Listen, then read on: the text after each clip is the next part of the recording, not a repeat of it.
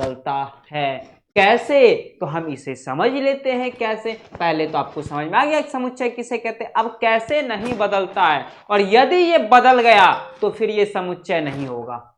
यदि ये बदल गया तो फिर यह समुच्चय नहीं होगा। आइए हम लोग देखते हैं कैसे बाबू।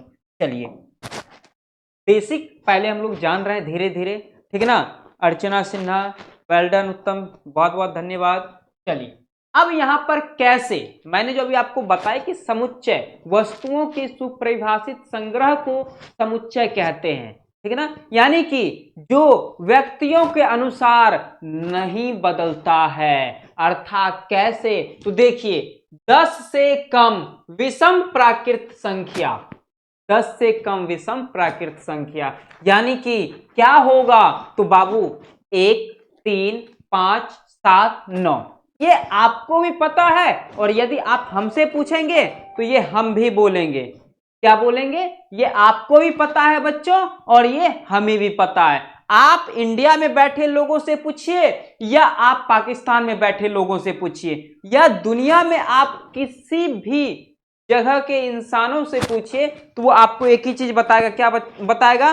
कि सर क्या होता है? तो यहां पर हम लिख देते हैं 1, 3, 5, 7, 9, 10 से कम विषम प्राकृत संख्या यही होता है। इसका मतलब यह क्या है? यह सुपरिभाषित संग्रह है। क्या है? यह सुपरिभाषित संग्रह है। हम इसको लिख देते हैं, ठीक है ना, कि यह क्या है आपका सुपरिभाषित, सुपरिभाषित संग्रह।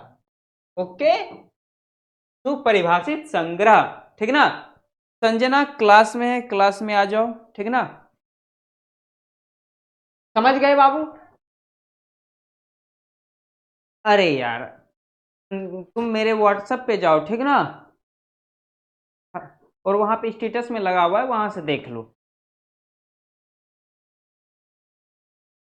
नहीं नहीं, उस नंबर पे, पहले वाले नंबर पे, हाँ हाँ, उसमें चले जाओ बाबू, ठीक। तो चलिए, तो ये आप समझ गए, यानी कि जो व्यक्तियों के द्वारा कभी भी नहीं बदल सकता है, उसे ही क्या कहते हैं? सुपरिभाषित संग्रह कहते हैं, अर्थात समुच्चय कहते हैं। अब आइए दूसरा, यहां पर क्या है? 5 सबसे अच्छे क्रिकेटर का नाम बताएं। अब हम आपसे पूछते हैं 5 सबसे अच्छे, आप बोल दीजिएगा कि सर MS धोनी, विराट कोहली, सचिन तेंदुलकर, रोहित शर्मा, जसप्रीत बुमराह, ये आपका हुआ 5। लेकिन हमारा 5 कोई और भी हो सकता है। जैसे हम बोल देंगे वीरेंद्र सहवाग, सौरव गांगुली, राहुल द्रविड़, या फिर राहुल द्रविड़, संजू सैमसन, ईशान किशन है। अब मान लीजिए कोई पाकिस्तान के हैं आदमी, और यदि उनसे पूछा जाए कि आपके नजर में 5 सबसे अच्छे क्रिकेटर कौन से हैं, तो वो बोल देंगे बाबर आजम, रिजवान, उसके बाद शाहिन शाह अफरीदी है, उसके बाद राशिद लतीफ, वकार यूनिस है, ये सारे नाम बोल देंगे। तो उनके अनुसार से तो बदल गया। या फिर आप ऑस्ट्रेलिया में बैठे लोगों से पूछिएगा तो वो बोलेंगे sir David Warner, PAT Cummins, Maxwell, Cameron green, ऐसे ऐसे लोगों का नाम लेंगे, मिचेल स्टार्क। तो क्या हो रहा है यहां पर बच्चों कि हर एक व्यक्तियों का अपना अपना फेवरेट खिलाड़ी है ना, अपना अपना एक अलग क्रिकेटर है जो कि उनके नजर में वो क्रिकेटर अच्छे लगते हैं। तो क्या यहां पर सबका आंसर एक आया, एक तरह का आया कि सबने एक ही व्यक्ति का नाम लिया हो, एक ही खिलाड़ी का नाम लिया हो? नहीं आया ना। तो इसका मतलब क्या है बाबू कि यह समुच्चय समुच्चय नहीं, अर्थात सुपरिभाषित संग्रह नहीं है। यहां क्या है ना कि यह प्रत्येक व्यक्ति के द्वारा, प्रत्येक व्यक्ति का एक अपना अपना अलग अलग 5 फेवरेट खिलाड़ी हैं। तो अर्थात क्या है कि यह सुपरिभाषित संग्रह नहीं है। तो हम लिख देंगे यह सुपरिभाषित संग्रह नहीं है, यह सुपरिभाषित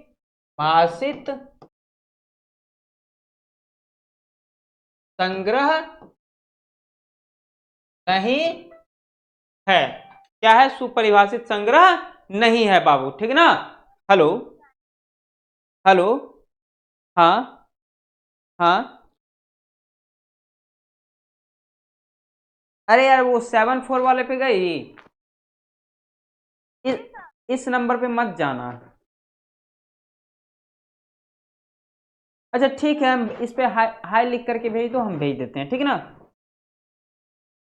ठीक। तो यह सुपरिभाषित संग्रह नहीं है, तो इसमें हम क्रॉस का चिन्ह दे देंगे, इसमें राइट का। ठीक। Wrong right okay. अब आप अगले चरण में चलिए, चलते हैं। अगला क्या है बाबू देख लेते हैं। चलिए 1 मिनट बाबू, थोड़ा सा रुकिएगा, 1 सेकंड। 1 सेकंड बाबू आप लोग रुकिएगा। एक बच्चों को थोड़ा सा कुछ सेंड कर दें।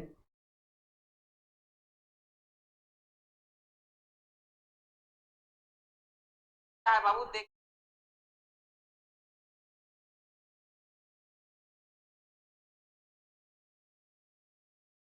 चलिए तो देख लेते हैं अंग्रेजी वर्णमाला के स्वर।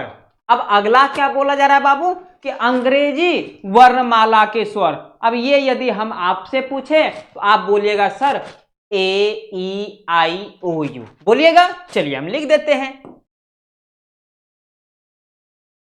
ए ई आई ओ यू।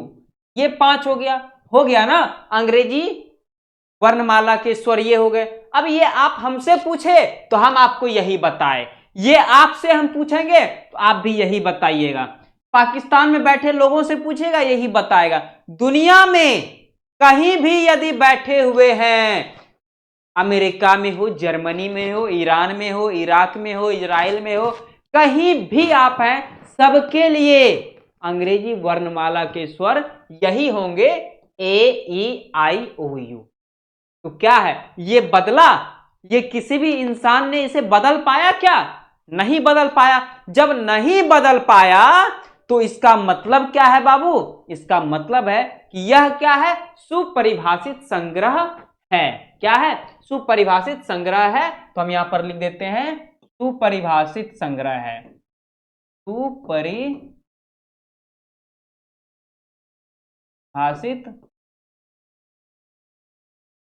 संग्रह है। ओके। चलिए अब हम चलते हैं बाबू अगले पर, ठीक है ना।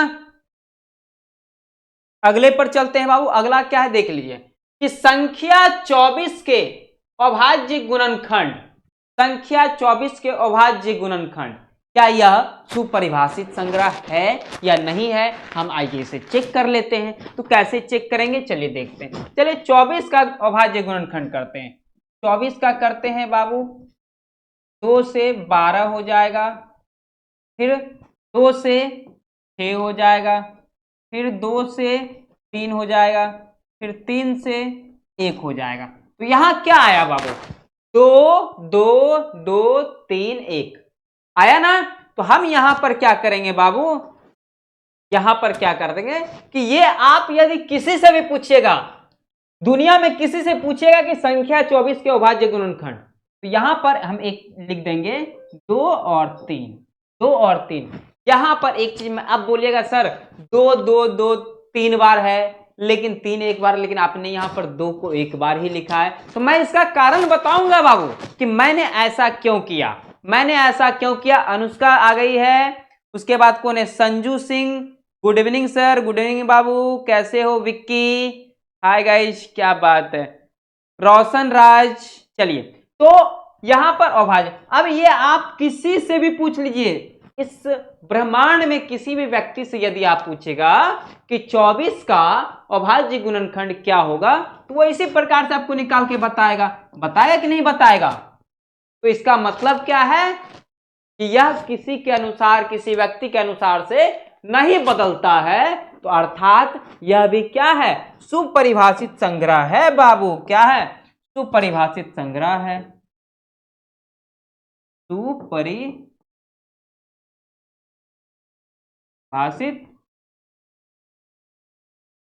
संग्रह है। ओके।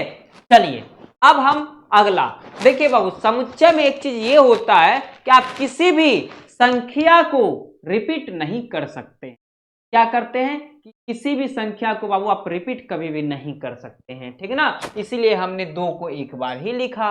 ओके, चलिए अब है अगला, देखिए बाबू क्या है अगला, ये भी था ये भी था, ठीक। अगला 5 नंबर देखते हैं, दुनिया के 3 सबसे प्यारे जानवर। अब आपसे पूछा जाएगा बाबू कि दुनिया के 3 सबसे प्यारे जानवर का नाम बताइए, तो अब आप बोल दीजिएगा कुत्ता बिल्ली कुछ बोल दीजिएगा। अब हम बोल देंगे कि हमको बाघ पसंद है, शेर पसंद है, जिराफ पसंद है?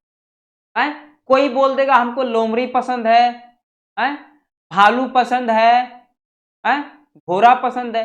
तो सबका यहां पर बदल रहा है ना, हर एक व्यक्ति का क्या हो रहा है बाबू, यहां पर सबसे 3 प्यारे जानवर बदल रहे हैं ना। और जब बदल रहे हैं तो इसका मतलब क्या है, हमने आपको यहां पर क्या बताया कि सुपरिभाषित का अर्थ होता है संग्रह व्यक्तियों के अनुसार नहीं बदलता है, यानी वस्तुओं के संग्रह, अवयव के संग्रह को ही समुच्चय कहा जाता है मेरे प्यारे साथियों। और लेकिन वह कभी बदलता नहीं है किसी भी व्यक्तियों के अनुसार, ठीक है ना।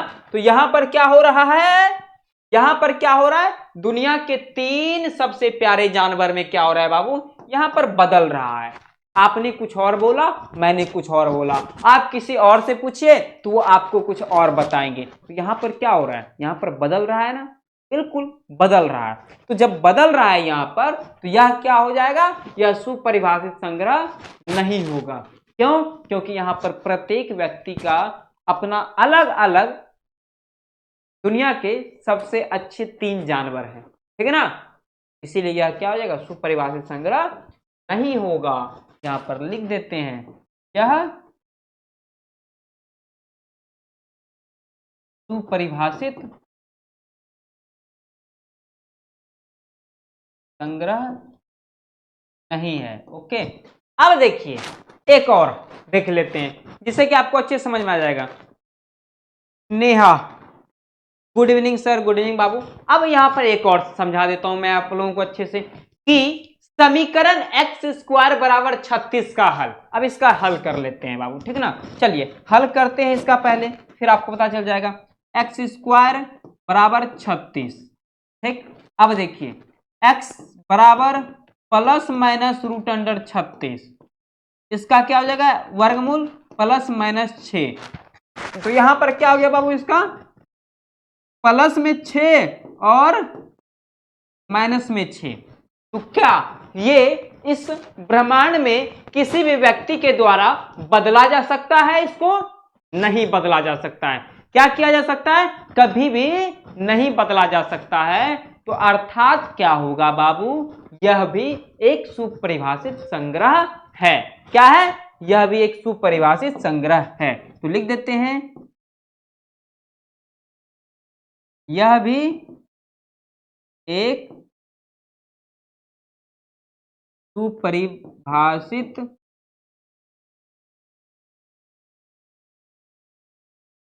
संग्रह है। ओके, यह भी नहीं बदला, यानी जो हमने निकाल दिया वही आप भी निकालिएगा, और जो आप निकालिएगा वही दुनिया में कहीं भी कोई भी व्यक्ति यदि बैठे हुए तो वही निकालेंगे। इसका मतलब क्या है कि यह भी एक सुपरिभाषित संग्रह है। आई होप कि आपको यहां तक समझ में आ गया होगा मेरे प्यारे साथियों।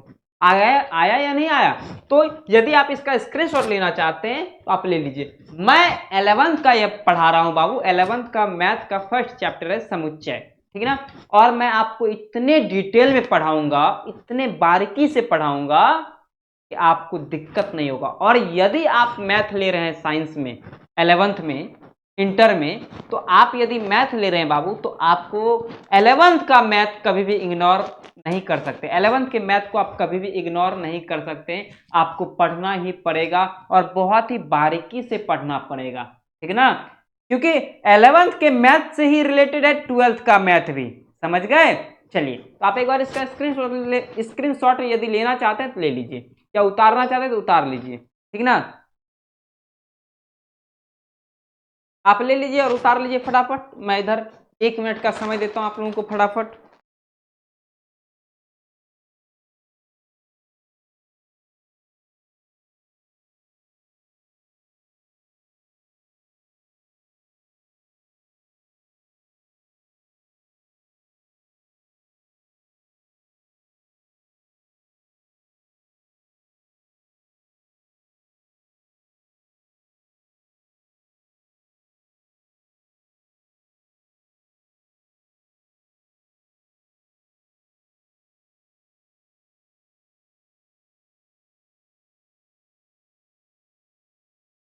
उतार लिए बच्चों? चलिए अब हम क्या करते हैं, अगले टॉपिक पर चलते हैं, ठीक ना। अब समुच्चयों का निरूपण, हमने क्या बोला था कि हमें 1.1 में क्या क्या पढ़ना है, हम एक बार फिर से देख लेते हैं। 1.1 में हमें क्या क्या पढ़ना